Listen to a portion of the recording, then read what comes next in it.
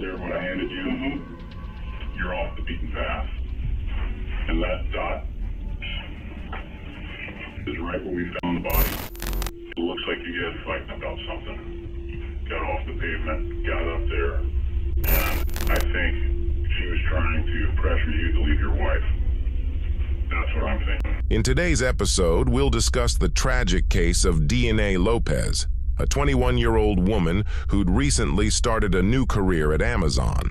Known for her outgoing personality and happy demeanor, it wasn't hard for Dioneth to make friends, which meant she fit right in at work and had no trouble there.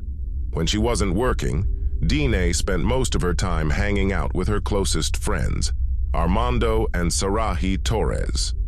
Dioneth was a hardworking woman who helped her family and would often work extra hours. Since she'd been working so hard, she decided to visit Washington State for a hiking adventure. Being outdoors was something Dioneth enjoyed tremendously, so it didn't surprise her loved ones that this was something she wanted to do. However, Dioneth, friends, and family would quickly grow concerned after not hearing from her for 4 days. Armando received a text message from Dioneth's mother asking him if he knew anything about what she might be up to because she hadn't heard from her daughter. Armando was surprised but thought it was possible that Dioneth's phone had died. He attempted to reach out via social media, but began worrying when he heard nothing over the next few hours. Growing more concerned by the minute, Armando took to social media to post about Dioneth, letting others know she was missing while asking anyone with any information to contact him directly. He shared these posts on Facebook and Twitter, encouraging others to share them too. Armando also filed a missing person report. On February 14, 2020, during Dioneth's absence, authorities received a distressing call reporting a body discovered in Clallam County. Responding swiftly, a patrol deputy ventured into the remote area to investigate. Upon reaching the scene, detectives were struck by the sight of the victim lying there, shrouded by a hood. As they carefully removed the covering, they were met with a harrowing scene. Severe damage to the victim's face and skull, coupled with a deep slit spanning from one ear to the other, unmistakably indicating foul play and signaling the onset of a homicide investigation. Regrettably, the female victim lacked any form of identification, leaving the detective at a loss for her identity. She was consequently designated as a Jane Doe, prompting an intensive effort to unravel the mystery of her presence in such a remote locale. Investigators dedicated extensive hours scouring the area in search of the murder weapon.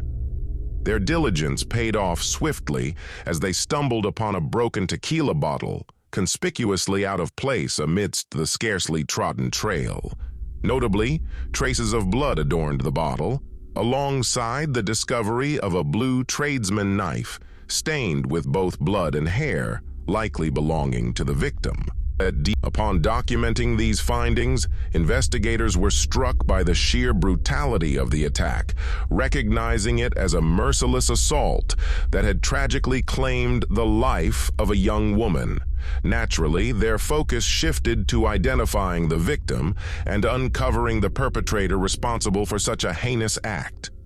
Although surveillance cameras were absent in the desolate area where the victim's body was discovered, investigators opted to reach out to nearby businesses, such as a casino and gas station, in hopes of securing footage that could potentially provide vital clues for the investigation.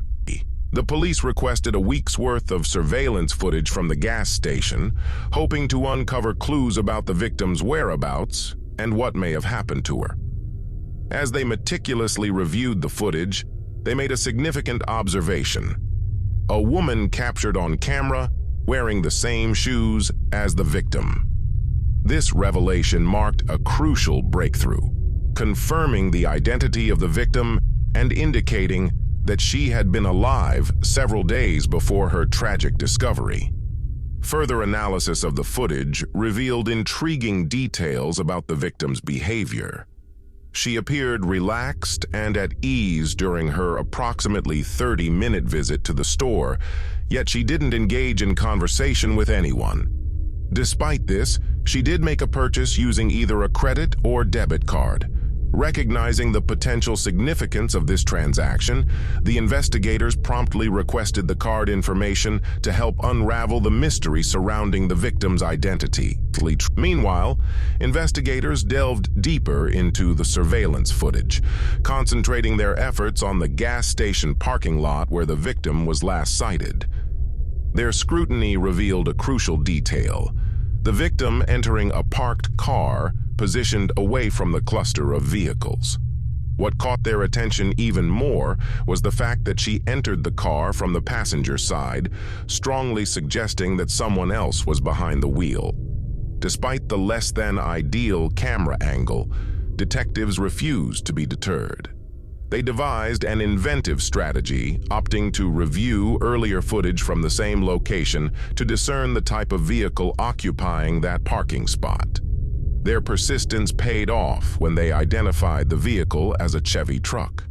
Armed with this new information, they combed through additional footage from the gas station pumps, hoping to catch a glimpse of the vehicle. Their luck turned when they spotted the truck, illuminated by bright lights near the pumps. With a closer look, they confirmed it was a red Chevy Silverado with tinted windows. As the investigation progressed, they observed the driver stepping out of the vehicle to discard a bag similar to the one the victim carried at the grocery store. Zooming in on the footage provided a clear view of the driver's license plate, further advancing their inquiry. After running the vehicle's tags, investigators traced it back to a man residing in the Seattle area. Determined to gather more information, they decided to pay a visit to his place of employment. Upon their arrival, they learned that the owner had recently sold the vehicle.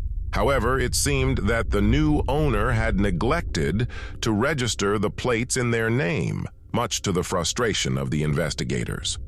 Now, the primary objective was to obtain a clearer image of the vehicle's driver. Investigators could only anticipate that this individual would exit the vehicle and come into view of one of the numerous surveillance cameras on the premises. Their patience paid off when, at 5:45 p.m., the driver emerged from his vehicle and proceeded toward the store. Inside, he made a purchase, frustratingly paying with cash, which added complexity to the investigators' task of identifying him. However, during the subsequent review of the footage, the investigation team managed to capture a distinct image of the man seated behind the wheel of the Chevy. This individual appeared to be a Hispanic male aged between 25 and 35, emerging as a likely primary suspect in the case. Amidst these unfolding events, the medical examiner contacts investigators to discuss the injuries discovered on the victim's body. According to the examiner, the victim displayed defensive wounds, suggesting a struggle with her assailant. After some delay, investigators eventually obtained credit card transaction records from the store where the victim was last sighted making a purchase. Regrettably, these records lack identifying information such as a name or account details, leaving the victim's identity still shrouded in mystery. In their quest to identify Jane Doe, investigators delved into recent missing persons cases and stumbled upon the name Dioneth Lopez, who had been reported missing since February 10, 2020. Intriguingly, Dioneth was last known to be in Seattle on that very date, coinciding with the footage scrutinized by the investigation team. Promptly, investigators reached out to Armando, arranging a meeting at a gas station to present him with the footage of their Jane Doe. With bated breath, they inquired if the individual in the footage resembled Dioneth Lopez, to which Armando affirmed. With this confirmation, investigators finally had a name for their victim. Armando was overcome with disbelief and sorrow, tears welling up at the harrowing realization of losing his friend in such a horrific manner. The news of Dioneth's demise spread rapidly, prompting Sarahi to reach out to Armando regarding a man she suspected Dioneth had been in contact with. Urgently, Sarahi forwarded the man's profile to Armando, suggesting that he might possess information about Dioneth's whereabouts. As per Sarahi's account, the relationship between Dioneth and this man, Alejandro Rojas, alias Alex, was tumultuous, marked by periods of closeness interspersed with abrupt silences. Armando promptly informs detectives about Alejandro Rojas, shedding light on this crucial piece of information. With Alejandro emerging as their primary suspect, police intensified their efforts to gather more information about him. Swiftly, they uncovered that Alejandro was not only married and a father to a young boy, but also engaged in a clandestine relationship with Dioneth. The detectives reached out to Dioneth's mother in Mexico, hoping to glean insights into her daughter's interactions with Alejandro. To their dismay, Dioneth's mother disclosed that Alejandro had informed her he had taken Dioneth to the Olympic Parks area for a hiking excursion, purportedly dropping her off by the roadside as she planned to meet friends. However, the discovery of Dioneth's body in a remote area near the Olympic Parks raised significant concerns, casting doubt on Alejandro's account, given the proximity of the two locations. Utilizing cell phone data analysis, investigators traced Rojas's movements, confirming that he had picked up Lopez at the Seattle-Tacoma International Airport on the day of her arrival. Their journey led them to a gas station, where they lingered for 7 hours before proceeding to the vicinity of the crime scene.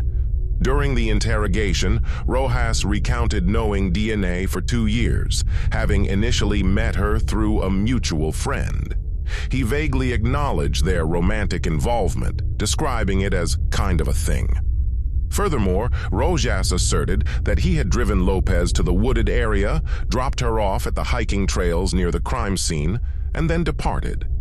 Detectives confronted Rojas with phone records to prove to him that his cell phone was in the crime scene at the same time as Dioneth's phone. Rojas appeared to become more nervous and then changed his story. He then claimed Dioneth was drinking and threatened to kill his wife and son. He says Dioneth tried to stab him, so he hit her with the bottle of tequila in self-defense. Basically, we'd like to talk to you just about you picking up, and the name, can you pronounce the first name for me? I'm sure I'm going to mess up. Dioneth? Yeah. So, yeah, if you could tell me about that. On Monday, I picked her up at 8:30. So we were just riding around the roads and stuff. What truck was it? It was a Silverado. Silverado? And is that your rig? Yeah. Well, what's your relationship with her? Met her like 2 years ago. I met her through a friend. And then we started talking. Okay. We kind of had a thing. But okay. Did she want the relationship to go right? Well, she knew that I was married and stuff. Friend, did it cause tension with her? Or No. Jealousy at all? Did she have hiking gear with her? I mean, she had some boots. And when she left? I mean, tell me all that when I dropped her off. And I mean, she seemed pretty good. what we have is phone records. This dot is you. This is your phone. There, what I handed you, you're off the beaten path. And that dot is right where we found the body.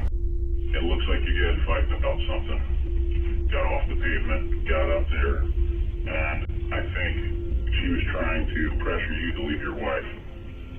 That's what I'm thinking. She's threatening you to something you're going to defend yourself. That's what I want to hear. She took out the knife and she just came at me. Where you from here? Okay. Yeah, off of the woods. Okay. So she tried to stab you? She tried stabbing me. Yeah, and she stabbed you? No, she didn't stab me. The bottle was in the passenger seat because she had it. So I just grabbed her and I had it in my hand when she was coming at me, and then that's when I hit her. Stand up, turn around, hands behind your back, turn your wrist. In December 2021, Rojas, then 26 years old, faced arrest and charges for the second-degree murder of Dioneth Lopez. He ultimately entered a guilty plea and received a sentence of over 16 years in federal prison. Speculation swirls among some circles that Rojas's brutal act stemmed from Dioneth's purported threat to reveal their clandestine affair to his wife. Reflecting on this case, It's evident that, regardless of the circumstances, a young woman tragically had her life abruptly ended. As we conclude this chilling journey into the depths of true crime, we're left with more questions than answers. The mysteries that shroud these cases remind us of the fragility of life and the darkness that can lurk within the human soul.